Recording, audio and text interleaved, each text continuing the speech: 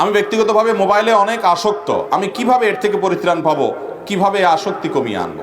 এই প্রশ্ন যিনি করেছেন, যদি অন্তর থেকে আপনি প্রশ্নটি করে থাকেন, তাহলে আপনাকে আমি স্যালুট জানাই, আপনার কপালে আমি চুমু খেতে চাই। রোগ ধরতে পারা, এটা হলো একজন মানুষের সুস্থতার পথে অর্ধেক পথ অগ্রসর হয়ে যাওয়া।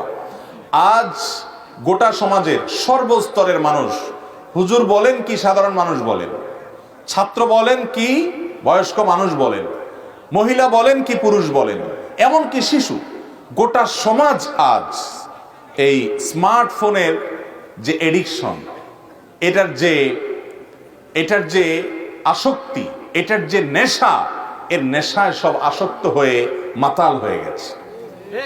সমাজের বেশিরভাগ মানুষ রীতিমতো আমরা রোগী হয়ে গেছে। রাতে ঘুম ভেঙে গেছে হঠাৎ করে গভীর রাতে, মোবাইলটা একটু না তাহলে ভালো লাগে না, ঠিক না? রাতে শোয়ার সময় আর কিছু করি আর না করি, দুই হাতে মোবাইলটা ধরে টিপতে টিপতে মুনাজাত করতে করতে না ঘুমাইলে ঘুম আসে না, ঠিক না ভাই? ঠিক। রাস্তায় হাঁটতে হাঁটতে হাত দিয়া মোবাইলটা দেখতে দেখতে দেখতে দেখতে উষ্ঠা খাওয়ার আগ পর্যন্ত থামি না, ঠিক না ভাই? ঠিক। মোবাইল দেখতে দেখতে দেখতে বউয়ের সাথে ঝগড়া লাগার আগ পর্যন্ত, যে মোবাইলের দিকে এত কেন তাকাও, একটু আমার দিকেও তাকাও, সংসারের দিকেও তাকাও, এই ঝগড়া লাগার আগ পর্যন্ত মোবাইলটা রাখি না। ভাইরা আমার, কি পরিমাণ সময় মোবাইল নিচ্ছে বলেন? আপনি যে আমরা যে স্ক্রল করি, যে ফেসবুকে ইউটিউবে স্ক্রল করেন যে আঙ্গুল দিয়ে, আঙ্গুল ক্ষয় হওয়ার দশা, এত ঘষাঘষি করতেছেন এটা, আর স্ক্রল করে কি দেখতেছেন? নিচে কোথায় যাচ্ছেন? মনে হচ্ছে কিছু হারায় গেছে। কত কিলোমিটার যে স্ক্রল করছেন, করতে করতে করতে করতে এর কোনো এন্ডিং আছে, কোনো শেষ আছে? একটু ঘুরে কিছুক্ষণ পর পর নেট দুর্বল হলে আবার কতগুলো চলে আসে, ঠিক না ভাই? ঠিক।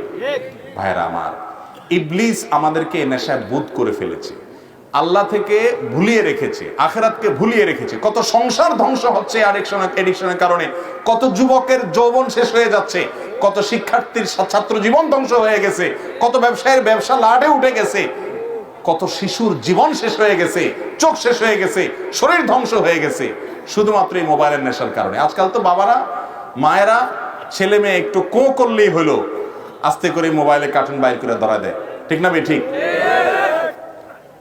এই জিনিসটা সন্তানের জন্য লাভের না ক্ষতির, এটা আমরা সবাই বুঝি। ক্ষতির যে, সেটা আমরা সবাই, চোখ শেষ হচ্ছে, ব্রেন শেষ হচ্ছে, গোটা শরীর শেষ হয়ে যাচ্ছে, তারপরও আমরা দিচ্ছি।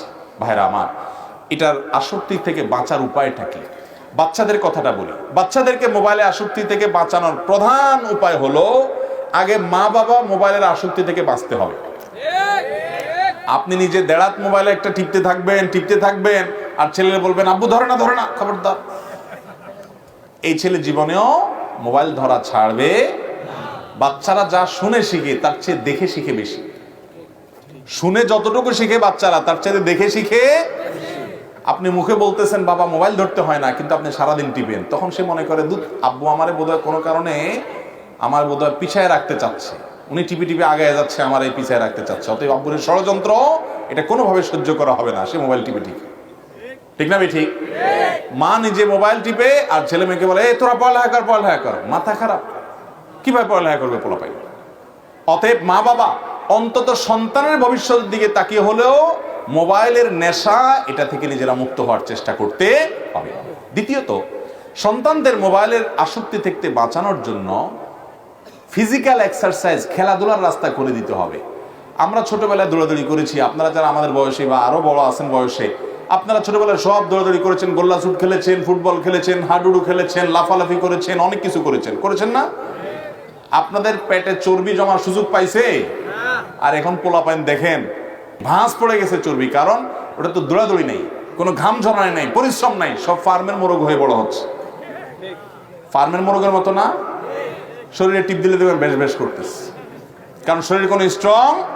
আমরা দৌড়াদৌড়ি করেছি, ঘাম ঝরেছে, এবং পুকুরের মাথায় 2 বার 3 বার সাঁতার দিয়ে ফেলেছি, গোটা শরীরের ব্যায়াম হয়েছে, শরীর স্ট্রং হয়েছে।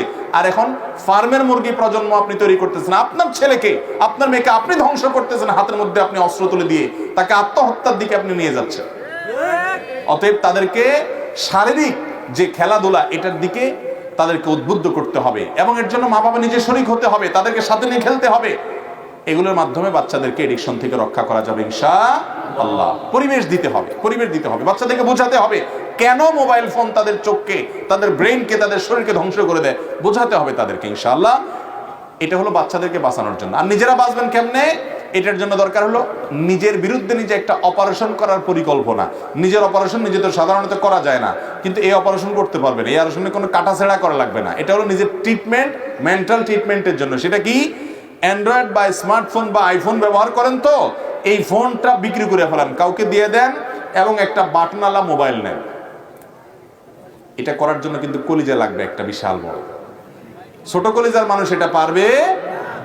হায় হায়, ফেসবুক ছাড়া বাঁচবো কেমনি, ইউটিউব ছাড়া আমি বাঁচবো কিভাবে, হায় হায়, বউ ছাড়া থাকা যাবে কিন্তু ইউটিউব ফেসবুক ছাড়া থাকা যাবে, বাপমা ছাড়া থাকা যাবে, ইউটিউব ফেসবুক ছাড়া থাকা যাবে। এইরকম নেশা আজকাল যুবকদের মধ্যে হয়ে গেছে কি যায় নাই? এক যুবক হাসি মুখে তার মায়ের দিকে তাকায় রয়েছে। তো বলে কি ব্যাপার, এরকম ঘটনা কিভাবে ঘটলো? আজকাল যুবক তো মায়ের দিকে তাকায় হাসার টাইম নেই, তার ব্রেইনে সবসময় ফেসবুক, ইউটিউব, টিকটক এগুলা। সে মায়ের দিকে তাকানোর সময় নেই। তো ভাই আমো ভাত দাও, খানা দাও, বাইরে গেলাম, এইসব অস্থির, কারণ তার মাথায় ওইটা। তো বলে মায়ের দিকে তাকায় হাসছে, কারণ কি? বলে কারণ হলো মোবাইলটা চার্জ শেষ হয়ে গেছে। মোবাইলের কি হয়েছে? আয়ু শেষ, চার্জ শেষ হয়ে গেছে। এই জন্য এখন আর কি করবে, এই জন্য মায়ের দিকে তাকায় একটু নির্মল একটা হাসি দিস।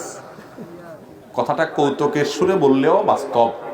আপনি যদি নির্মল হাসি দিতে চান, মনুষ্যত্বে ফিরে আসতে চান, তাহলে আপনার স্মার্টফোনের গলা চিপে কিছুদিনের জন্য ধরুন। চেষ্টা করা যাবে? কঠিন কাজ। আল্লাহ আমাদেরকে এই কঠিন কাজটা করার তৌফিক দান করুন। কিছুদিন আপনি নিজেকে এটা থেকে মুক্ত রাখেন, ব্যস্ত করে ফেলেন অন্যান্য কাজে, ভালো মানুষের সান্নিধ্যে থাকেন, সহজ হবে ইনশাআল্লাহ। আজকাল কি বলবো, হুজুর গায়রে হুজুর কেউ বাদ নাই, সব এই মোবাইলের ভিতরে কি ডুব দিয়ে আস। ঠিক না? ঠিক। মুয়াজ্জিন সাহেব, ইমাম সাহেব, খতিব সাহেব, শেখ সাহেব, হুজুর সাহেব, কোন সাহেব আমরা বাদ নাই। আল্লাহ তো আমাদেরকে হেফাজতে রাখুন।